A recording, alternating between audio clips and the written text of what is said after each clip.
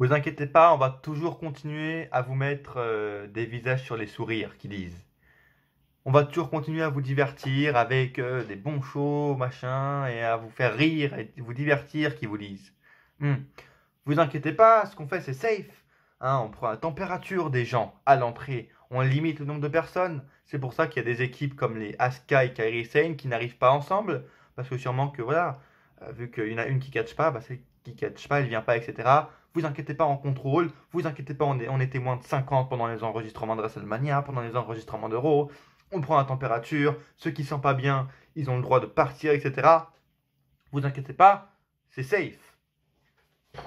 Roman Reigns, dans une vidéo Instagram, vous ne connaissez pas toute l'histoire. Tout ce que vous savez, c'est ce que vous pensez. Ah ouais, sa santé, ceci, cela, mais vous ne savez pas ce qui se passe d'autre dans ma vie. Vous ne savez pas si j'ai des enfants en bas âge, vous ne savez pas si j'ai une famille dans mon foyer, des personnes âgées. Et il laisse un message à tous ses fans. Je suis désolé de ne pas combattre cette année, participer au show et vous divertir, mais parfois, certaines choses sont plus importantes et j'ai dû faire un choix pour moi et ma famille. Est-ce que vous croyez juste, WWE, est-ce que vous croyez juste que si votre, votre plan de stratégie de nettoyer, de prendre la température des gens à l'entrée était si safe, si c'était vraiment si safe, est-ce que vous pensez que votre big star, ta big star, Vince McMahon, que tu as construit là depuis un an, que tu construis depuis un an pour lui donner le titre universel, là à WrestleMania, et qu'elle aurait gagné à Mania le titre universel en main event, est-ce que tu crois qu'elle aurait refusé de participer à WrestleMania parce qu'elle doit protéger sa famille? Est-ce que tu crois que si ton truc était vraiment si safe, hein, que même si les gens transpirent sur le ring en même temps, que des dizaines de gens vont catcher, vont laisser des bactéries, vont tousser sur une même place de 5, je sais pas combien ça fait un ring, 5 mètres carrés, je sais pas. Pourquoi alors tes big stars comme Roman Reigns, tes big stars comme Le Miz refuseraient, tes champions refuseraient de participer à WrestleMania si c'était si safe, Vince McMahon?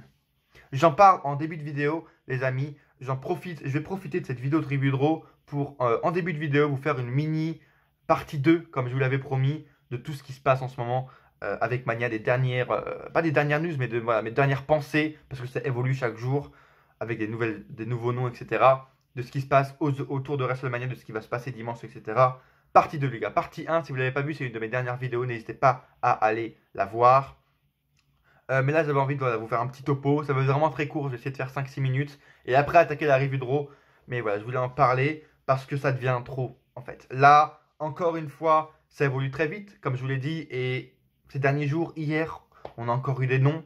Alors, certes, on a eu une news comme quoi Bobby Lashley, apparemment, aurait eu le Covid. Il l'aurait eu, c'est sûr. Mais il s'en serait sorti. Apparemment, il en serait guéri. C'est pour ça qu'il retourne à la salle, etc. pour être encore plus en forme. Parce que son match avec Black a été maintenu. Donc apparemment, Bobby Lashley se serait guéri. Tant mieux pour lui. Mais apparemment, les premiers cas, tu vois, qui ont été révélés et qui, voilà, qui sont effectifs depuis ces derniers jours, c'était bien Corey Graves et Carmella, qui ont été, je vous le rappelle, les tout premiers à se retirer. On disait au début parce qu'ils avaient peur, etc. En fin de compte, les deux l'ont. Rey Mysterio, Dana Brooke, le Miz, qui ont des symptômes depuis ces derniers jours. Est-ce qu'ils l'ont? Est-ce qu'ils l'ont pas? On le saura peut-être demain, ce soir, à l'heure où je vous parle. Je sais pas, on ne sait pas. Et c'est assez inquiétant. Et là, Vince commence à prendre beaucoup trop de risques. Tu prends la température à l'entrée, t'es superstar, c'est bien. Mais encore une fois, je vais pas vous réexpliquer le truc. Il y a des mecs qui peuvent être porteurs sains, il y a des mecs qui peuvent pas avoir de symptômes, qui peuvent le déclarer 15 jours après. Donc s'il y a des mecs, tu vois, comme le Miz, etc., qui ont catché il y a 15 jours et qui avaient déjà des symptômes, mais qui les montraient pas, et que là, au bout de 15 jours, avant, juste 1 ou 2 jours avant Mania, ils commencent à tousser, etc., et que les Usos disent non, non, mais je veux pas catcher avec lui parce qu'on sait jamais. Et tu sais jamais, peut-être qu'il y a 15 jours, le mec il avait déjà le virus, tu vois, mais il n'avait pas les symptômes. Et peut-être qu'il a infecté les Usos qui ont infecté leur famille, Naomi qui va aller catcher à Mania qui a peut-être infecté Bailey, Sasha Banks, etc. Sasha Banks, Bailey qui ont peut-être infecté. Vous prenez trop de risques, vous mettez en péril la santé de vos superstars, vous mettez en péril la santé de vos producteurs, de ceux qui travaillent avec vous, de vos employés, vous mettez en péril les familles de vos superstars. Vous allez trop loin, vous prenez trop de risques et pour rien en plus parce que, je vais vous le redire encore une fois, je pense que vous êtes du même avis que moi, mais je pense qu'il y a très peu de gens sur cette terre actuellement qui ont envie de voir WrestleMania se dérouler dans ces conditions. On n'a pas envie de voir un WrestleMania enregistré de une, on n'a pas envie de voir ce WrestleMania cette année parce que En plus, même si voilà, ce qui s'est passé à WrestleMania en lui-même reste vraiment voilà, caché, on ne sait pas du tout, on n'a aucune news qui sort. On sait voilà, que ce qui s'est passé à Raw, ce qui va se passer à SmackDown au Go Home Show. On sait que Braun Strowman apparemment va arriver, confronter Goldberg. On sait qu'il y a des matchs qui vont être fusés. On sait qu'apparemment le match tag team pour le titre par équipe de SmackDown va être modifié en match triple menace, ladder. T'as des matchs là. Ton plus gros show de l'année, c'est dans 4 jours. Et t'as encore des matchs qui sont en train d'être modifiés. Vraiment, il a un ego surdimensionné. Et il n'aime pas, il a vraiment une haine contre ce qu'il ne contrôle pas. Le mec, à un moment donné, n'aime pas, déteste les gens qui éternuent parce qu'il ne le contrôle pas. Et là, le mec est parti en... Mais vous voulez que je vous dise, en plus, ce qui m'a vraiment fait réagir, c'est que j'ai vu ce matin une news sur un site américain, je sais plus lequel c'est, mais comme quoi, tu vois, les superstars comme Bobby Lashley, Daniel Bryan, etc., les superstars en gros qui étaient infectés, qui avaient le symptôme, etc., avaient eu l'obligation de la part de Vince McMahon, tu vois, des dirigeants de la WWE, pour tout simplement ne plus toucher à leur réseau, qu'ils n'aient plus accès à leurs réseaux sociaux, etc., pour plus qu'ils ne répondent aux fans, pour plus qu'ils donnent d'informations aux fans, et pour plus en gros qu'ils aient des médias aussi, qu'ils aient des journalistes au cul, qui leur posent des questions, etc. Le mec a interdit les réseaux sociaux à ceux qui ont le virus, les symptômes. C'est ce que j'ai entendu. Alors peut-être que c'est pas vrai, mais bon, c'est vrai que pour l'instant, ceux qui ont le virus, on les entend pas trop parler, tu vois, sur les réseaux, sur Twitter, sur Instagram. Et le mec, pas vraiment en feud. Le mec est parti en feud contre un objet, contre une chose invisible qui n'existe pas. Le mec est parti en feud total contre le virus. Le match va avoir lieu à WrestleMania, tu vois, et le mec va tout faire, va tout mettre en œuvre pour que son WrestleMania, reste sur pied le jour même, qu'il ne soit pas reporté. Sinon, s'il est reporté, c'est une défaite, en fait. À ce stade-là, le mec est tellement dans un autre monde que si WrestleMania est reporté, en gros, c'est comme s'il avait perdu la guerre, perdu la bataille face à cet ennemi invisible. Le mec se croit dans l'attitude des rats. WCW contre WWF. Le mec, tu vois, il a mis 1-0 à la WCW il y a 20 ans. Et là, elle revient, tu vois, c'est le virus. Il n'a pas envie, il a pas envie de lui donner une victoire, tu vois, il n'a pas envie qu'il revienne à 1-1. Du coup, il veut vraiment lui mettre une grosse patate dans la gueule et donner une défaite au virus. Ce qu'on regarde tous les soirs, c'est malsain, c'est cringe. C'est gênant ce qu'on regarde tous les soirs. Et vous êtes les seuls à faire ça. Et je vous le dis, quand je dis les seuls, je parle du catch en général. Tout a été fermé. Les restaurants et les bars, les compétitions de sport, UFC, etc. Tout a été fermé. Les seuls qui maintiennent leur show hebdomadaire, même dans des salles vides, c'est la WCW, la WWE, pardon, putain, je vais y arriver, et la All Elite Wrestling. Mais à un moment donné, les gars, je veux dire, personne n'a envie de voir vos shows. Personne n'a envie de voir des gens combattre. Alors que, tu vois, il y a de la sueur qui passe, etc. Les mecs tous vont serrer des mains. Enfin, c'est pas sain du tout, en fait. Et je veux dire, en plus, que vous avez une solution super simple, en fait. Là, par exemple, WWE Backstage. Tu vois, l'émission de WWE Backstage se fait, par exemple, par différé. Pour la All Elite, enfin, se faire par visioconférence, t'as compris. À la All Elite, si vous voulez être une vraie alternative, etc., à la WWE, que vous voulez pas ressembler à la WWE, je sais pas, par exemple, diffusez-nous des best-of, tu vois, de la All Elite, même si vous avez que 8 mois tu vois, de contenu, vous avez largement la quantité pour faire des best-of pendant des semaines et des semaines. Faites-nous des best-of, tu vois, et par exemple, à chaque fin de match, à chaque tu vois, fin de gros match, etc., tu as Jim Ross, Excalibur, Tony Chavon, qui réagissent juste après le match et qui réagissent par visioconférence. Tu vois, tu les vois les trois sur les écrans, comme avec WWE Backstage. Tu les vois les trois sur un écran, par Skype, tu vois, ou quoi. Et les mecs réagissent après en disant, ouais, c'était bien, on va voir ce qui va se passer par la suite, etc. Ils réagissent, tu vois, ils donnent un peu de contenu, etc. Pareil pour WWE. Enfin, vous, c'est pire encore. Vous avez 30, 40 ans de contenu. Vous en avez pour des mois, des années, en fait, de best-of. Qu'est-ce que vous attendez à vous faire chier, en fait? Tu vois, une semaine par-ci, par-là, des promos de catcheurs, tu vois, qui viennent de chez eux, les catcheurs chez eux, avec leur portable, qui font une promo, tu vois, par rapport à la rivalité, par exemple Becky Shayna ou quoi, qui font une promo, qui l'envoient à la WWE, tu vois, et comme ça alimente encore un peu la storyline jusqu'à ce que la WWE puisse reprendre les shows dans une salle, etc., pleine, etc. Des choses simples comme ça, tu vois. Des catcheurs qui font la promo chez eux, voilà, au moins c'est safe. Mais il y a quand même des promos, il y a quand même du contenu, tu vois, avec des best-of à côté. Très simple, en fait, très simple. Et là, le mec est parti contre une guerre tout seul. C'est un truc de malade mental. WrestleMania cette année, euh, je sais pas comment ça va se dérouler. Je sais pas comment ça va se dérouler, clairement. Encore, même ce soir à Raw, ils sont encore en train de faire de la pub mensongère, en train de nous hyper le ladder match pour les titres par équipe de SmackDown, en train de nous hyper le Reigns contre Goldberg qui n'aura pas lieu. Si vous le savez, même si ça a été enregistré, coupez ces matchs, ne les diffusez pas. S'ils ne se passent pas à Mania, coupez-les. Ne dites pas qu'ils auront lieu alors que dans 3 jours à SmackDown, vous allez dire non, ils n'auront pas lieu. Je sais pas, ça me paraît logique en fait. Bref, je voulais faire une petite aparté, une petite partie 2 que je vous avais promis sur Twitter. Encore une fois, d'ailleurs, n'hésitez pas à aller me suivre directement tout de suite sur les réseaux pour savoir ce que je fais, etc. pendant mon confinement. D'ailleurs, j'espère que votre confinement se passe bien, que vous arrivez à vous divertir, etc. Moi, j'essaie de vous voilà, de parler avec vous le plus possible sur Twitter, sur Insta. Voilà, je vous fais part de plein de trucs. Je regarde en ce moment le WD Network. Je vous dis par exemple ce que j'ai pensé de WrestleMania 10. Sur Insta, je vous fais des petits stories, etc. Des petits trucs marrants. Sur Twitter également, je vous parle de tout ce qui se passe en ce moment dans le monde du catch quand je ne fais pas de vidéo. Donc c'est hyper important d'aller me suivre dès maintenant sur les réseaux. Ils doivent être là, normalement, les réseaux. Et likez cette vidéo si vous aimez ce que vous voyez, si vous voulez me soutenir. Là, c'est juste la meilleure période, tu vois, pour me soutenir. Abonnez-vous, abonnez-vous. Et la cloche, activez la cloche, c'est hyper important dès maintenant. Si vous vous abonnez, n'oubliez pas la cloche parce que en fin de semaine, vous savez ce qu'il y a. En fin de semaine, pendant cette période, il y aura WrestleMania. Et en ce moment, tu vois, là, on a le temps, etc.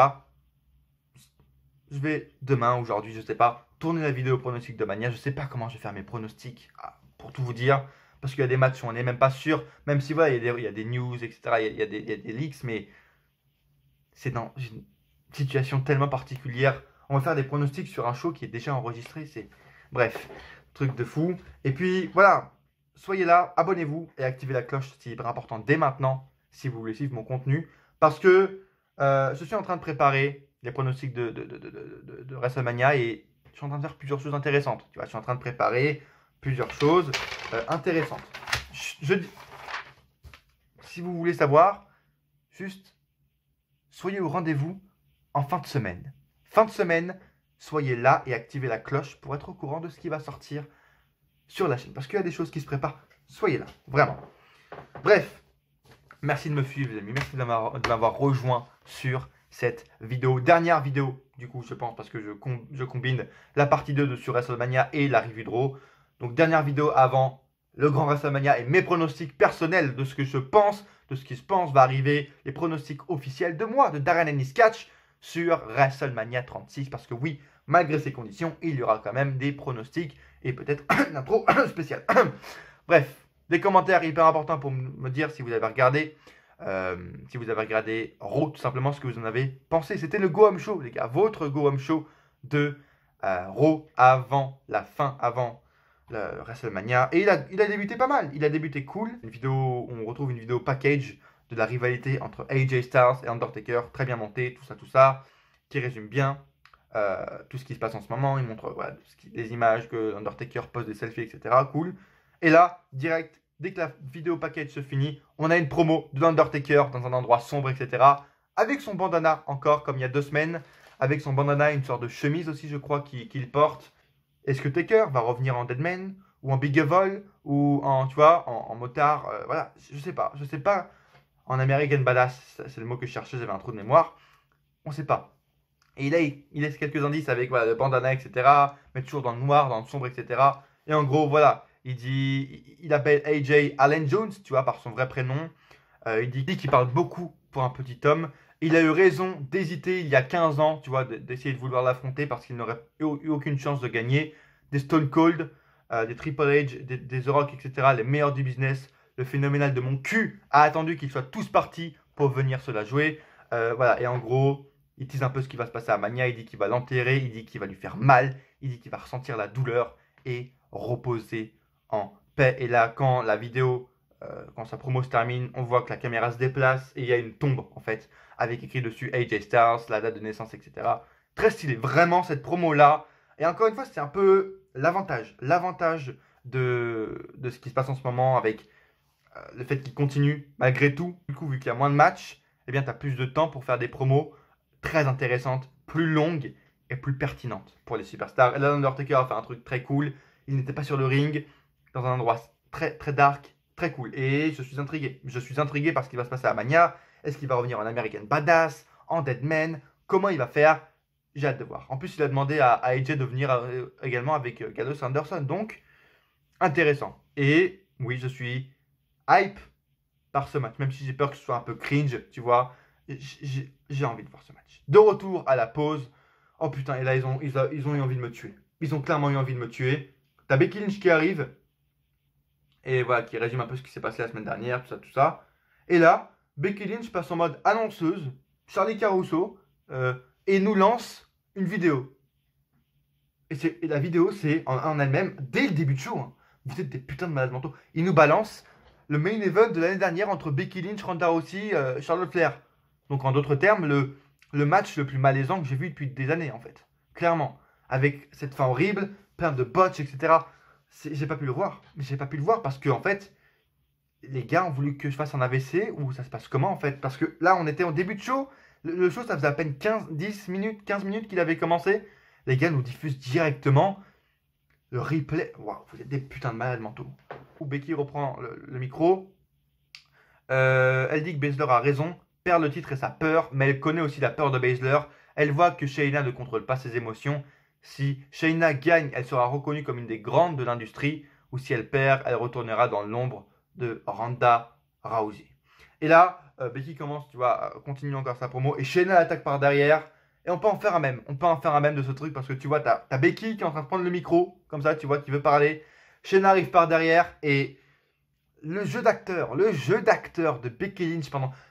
Elle tombe en malaise comme ça en une demi-seconde. Ça m'a vraiment rappelé, si vous avez regardé ma review de Elimination Chamber, ça m'a vraiment rappelé quand Shayna Baszler a fait sa soumission sur Sarah Logan, tu vois, où Sarah Logan avait un jeu d'acteur. Elle se débattait et puis 2 secondes plus tard, elle dormait comme ça, elle est tombée dans les pommes, le jeu d'acteur, on peut en faire un même.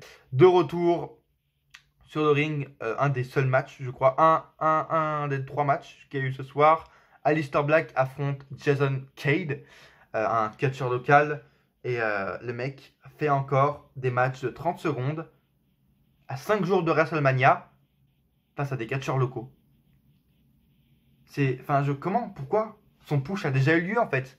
Vous lui avez donné une série d'invincibilité pendant plus de 7-8 mois, tu vois. Depuis cet été, l'été dernier, il a pas été battu, tu vois.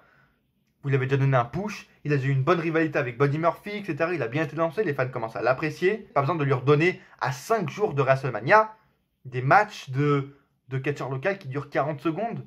Où les mecs placent un black mass et c'est tout. Ça ne sert à rien. Et puis en plus, je veux dire, un peu comme tout le monde, je pense, mais j'ai jamais aimé les matchs, tu vois, même pour les big guys ou quoi, ou ceux qui font leur début. Direct, dès que des mecs font leur début dans le main roster, mais ça depuis des années à la WWE, les gars ont le droit à quoi? Juste à un match face à un catcheur local. Par exemple, là, ce soir, le mec, c'était Jason Cade, le catcheur local. Et ben ils ont bien aimé ce mec, tu vois, la semaine prochaine, ils ont envie de le booker, de le pusher un peu. Et ben ce qu'ils font, Jason Cade contre Aleister Black, et s'il veut, Jason Cade peut battre également Aleister Black en 45 secondes, tu vois, petit paquet, etc. Regardez Riddick Moss, un putain de jobber. En 2 semaines, le gars gagne le titre 24/7, bat Ricochet et Cedric Alexander en 2 minutes 30. Ça pour vous dire que ça n'a aucun sens. On a un autre match qui suit ensuite. Les Street Profits. Les Street Profits arrivent avec Kevin Owens et on a un match six-man tag du coup entre ces trois-là. Et Angel Garza, Seth Rollins et du coup Austin Theory, les rumeurs étaient vraies, qui remplace Andrade. Andrade qui est blessé, je vous le rappelle. Il s'est blessé la semaine dernière pendant les enregistrements de Raw. Il s'est blessé aux côtes apparemment. Et du coup, celui qui va le remplacer à WrestleMania pour affronter les Street Profits pour le titre par équipe de Raw, tout simplement, avec Angel Garza, ce sera Austin Theory, le mec vient d'NXT, du coup, et le mec est chaud. Je vous avoue, le mec est putain de chaud. J'ai regardé sa bio, tu vois, parce que je le connaissais un peu de NXT, etc. Et j'entendais un peu son nom, tu vois, depuis 1 ou 2 ans. Et là, j'ai un peu regardé sa bio, vu qu'il est un peu chaud, tu vois, il a un bon...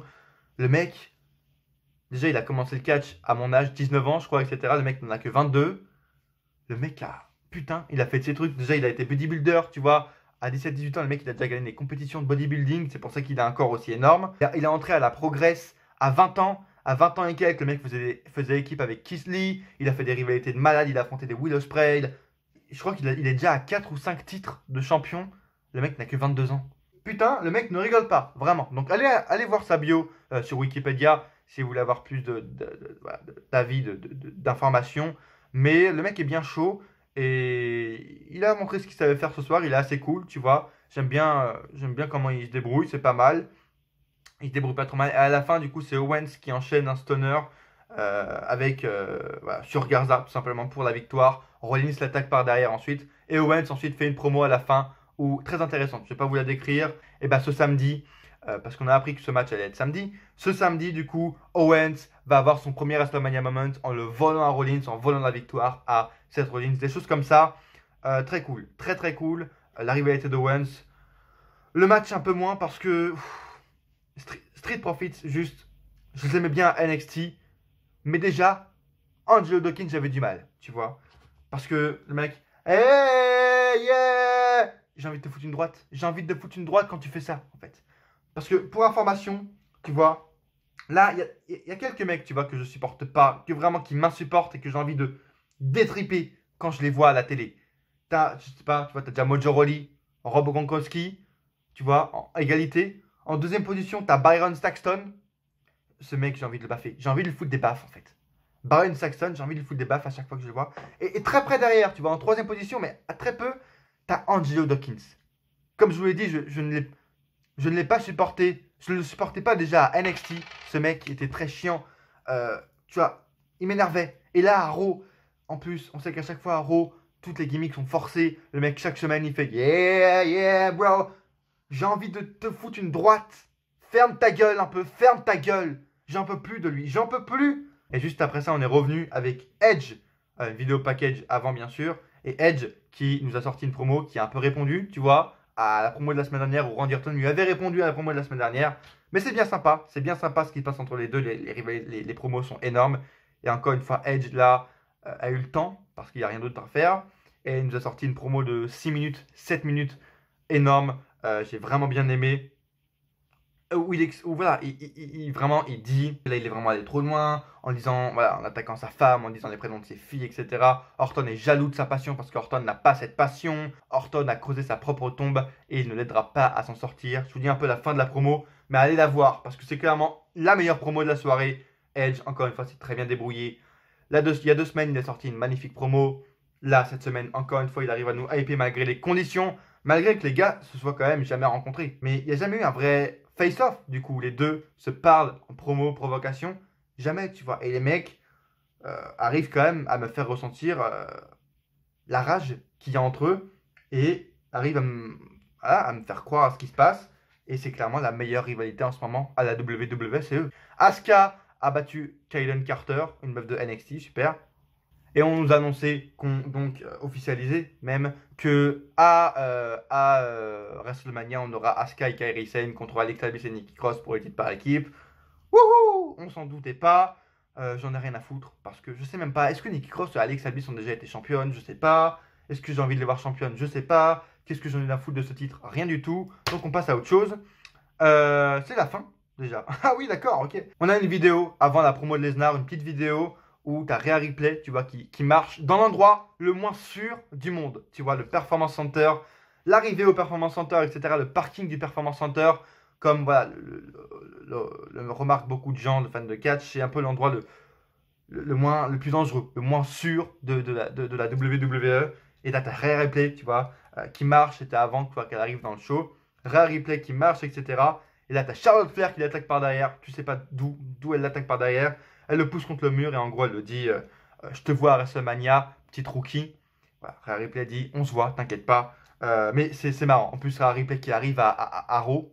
Pourquoi elle arrive? Elle a rien à faire. Les gens qui n'ont rien à faire n'ont pas le droit d'entrer. Petit illogisme, tu vois, dans cette promo.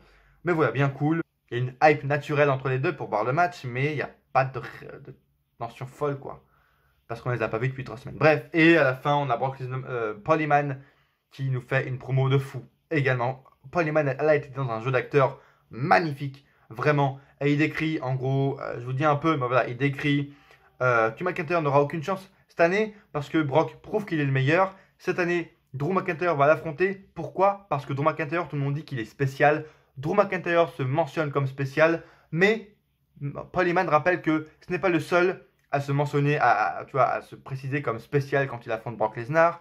L'Undertaker, John Cena, Hulk Hogan, ce sont tous considérés comme spécial quand ils ont affronté Lesnar et ils sont tous considérés qu'ils allaient avoir une chance et en fin de compte ils n'ont jamais eu de chance, ils ont tous perdu et ils sont tous tombés face à Lesnar. Donc cette fois, encore une fois, se considérer comme spécial ne suffira pas et ce n'est pas une prédiction, ce n'est pas un spoiler, c'est une garantie, nous dit Paul Heyman. L'an prochain, pour le premier Raw avant WrestleMania, Brock Lesnar sera ici avec le titre de la WWE et il va parler de Drew McIntyre au passé. Et c'est comme ça que se termine notre Go Home Show, le show le plus important avant WrestleMania. Et voilà, est-ce que vous êtes hypé désormais avec ce Go Home Show magnifique? Est-ce que vous êtes hypé par WrestleMania qui se déroulera sur 2 jours, je vous le rappelle, ce week-end?